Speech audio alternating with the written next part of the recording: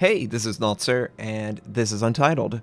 This week we're talking about down the line US battleships. What was my impression, my experience? And yeah, I can't wait to share that. And then E3.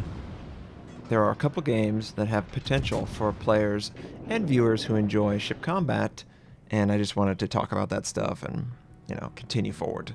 And I think that's plenty of content to talk about for this week. So, down the line, US battleships. How did it go? Well, it went about as well as I thought it would go. They're just so slow that they really rely on at least a couple players on your team capable of taking care of themselves and the objective around them. If you happen to spawn away from the primary flank, well, guess what? You're going to be traveling for a really long time. I lost so many games, and I didn't feel like I didn't contribute to my game. In fact, I was probably consistently the top XP earner on my team. I just couldn't get to the particular part of the map where I was needed the most. And I think that's just because they're slow. This has been my issue with the early to mid-tier American battleships for a really long time, and it remains my one major issue. Having said that, I had a great time. It was really fun to have that limitation, not be super stressed to play 30, 40, 50 games in a super slow battleship. I had the privilege to also play in the faster battleships, and of course, the North Carolina, the Alabama, the Iowa, the Missouri, the Montana. They performed great. They could get across the map. They could aim at a target that had pretty good accuracy, or hit a spot on a target with very consistent accuracy. And that's all you can ask for. I had a great Iowa game, which will probably see the light of day, the full game. Of course, I say that all the time. There was a great German cruiser game, my Hindenburg. I still need to share that. I just get into a situation where I autopilot and I make the content, right? And there's some good things and bad things with that. The good thing is that you're always going to get content if you're seeking that. Maybe people use it as a way to, I don't know, eat their lunch or just take a break from whatever's going on in their day. And I have pretty consistent content that is interesting for anyone who's into ships. So I appreciate that you guys like that. However, because it's on a set regimental schedule, I don't really have a lot of wiggle room to change what I'm doing. People are like, oh, well, you should change up your intro or anything like that. I gotta get it out. I already have very limited time when it comes to creating the content and releasing it. So that's always been my goal. And it's going to be my goal with the down the line American battleships. We're going to explore what's good about them and what's bad about them. And I'm not going to be sugarcoating. I'm not going to be saying, oh, they're awesome or terrible. That's not how it works. You just need to align your playstyle to their strengths in order to succeed. Any ship can be successful. It just needs the right elements to become successful. Now, I enjoyed it. I did have a couple issues. One issue during the stream was that my PC would lock up every like 5 or 10 minutes. Very hard.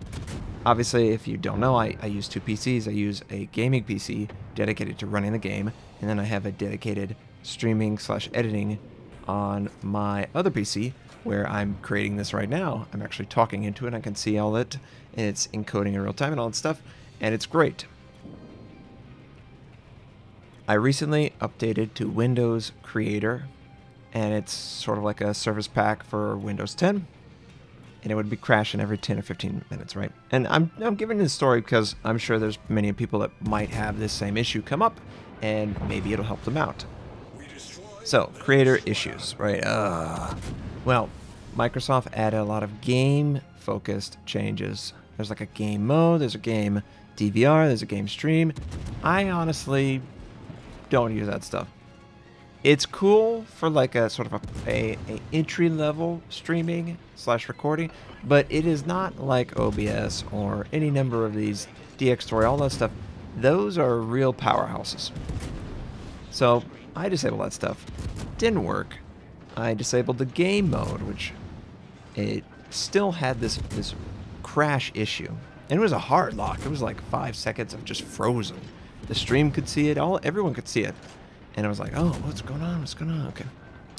And then my streaming PC crashes. You know, just a crazy luck, right? Audio sounded great.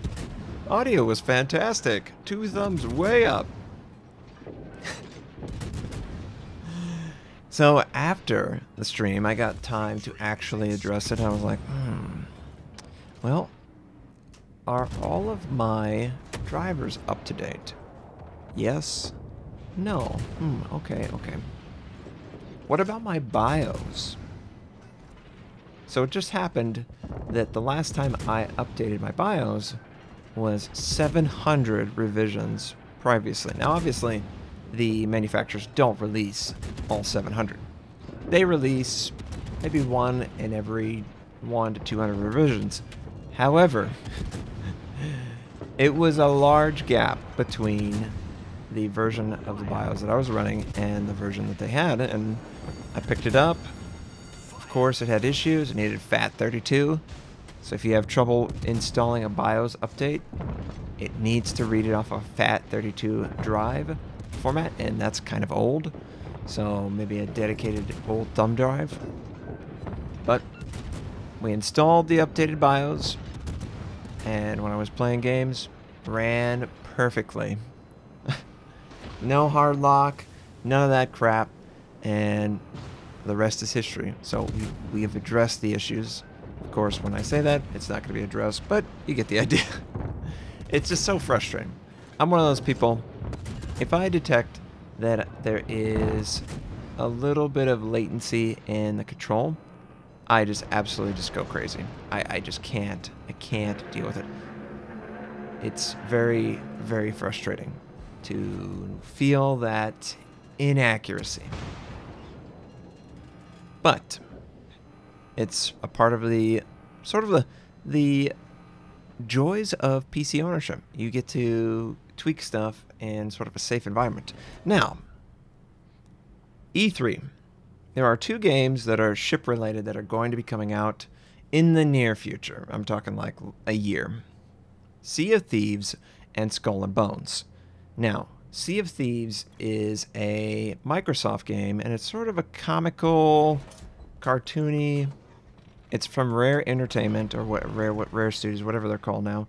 And you're pirates. You can plus or minus scale your squad.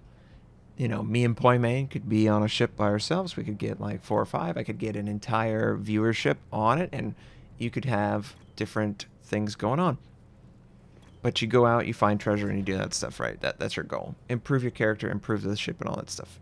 It's just this open world sort of idea. I don't know how large the server's going to be. Probably 100 people, maybe. And yeah, you're doing that stuff. It sounds cool. It sounds fun. I enjoy ships. I enjoy a lot of games. But I do realize I do ships. So it's easier for people to transition to maybe a pirate game and feel more comfortable with that. We'll see where Sea of Thieves is. I know for a fact that they will not allow anything to be shown like from a closed beta standpoint right now. They're about 6 months out, but I am interested in at least playing it on stream just for the lulls of becoming a pirate and having that persona, because it is kind of fun to do that. Now, the other game is called Skull and Bones. And this is made by Ubisoft, and, you know, some people are like, oh, server issues, right? That's the thing I'm afraid of, too. But Skull and Bones is a multiplayer pirate 5v5 sort of style, in the same vein as World of Warships, but it's Age of Sail, pirates, and you get your pirate teams, and you go after other pirates, and you try and intercept convoy, you know, merchant convoys, and then you take it out, you loot their plunder.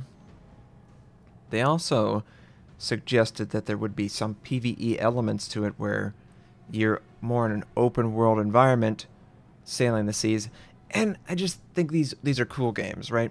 I am very desperate to find a game that has depth in the combat and something that you would enjoy. You know, I like Overwatch, but it's a completely different audience, so I would have to, you know, regrow it. I enjoy Quake Champions, but it's way too fast for my audience. I mean, there's a small section of you guys that like it, but most of you are like, let's slow it down a little bit. So maybe Sea of Thieves / Skull and Bones could be some extra content that would be fun, ship related. It would have a little bit of more RP elements to it, so you could have a little bit more, you know, pirate on, I don't know, whatever action. It would be a little bit more humorous from that standpoint, man. I'm one of those players that when I'm in a German battleship, I am a German captain or whatever. I like that identity. I wish I could do it more, but you can only do so much in a, you know, in a scenario, and maybe it gets too annoying, right? So I'm excited for all that stuff. Hopefully you are too. If you've never heard of them, Sea of Thieves, made by Microsoft and Rare. Skull and Bones, made by Ubisoft. They're coming out in 2018, but, you know, it's a while. I hope you enjoyed this. I hope you have a fantastic day, and I'll catch you next time.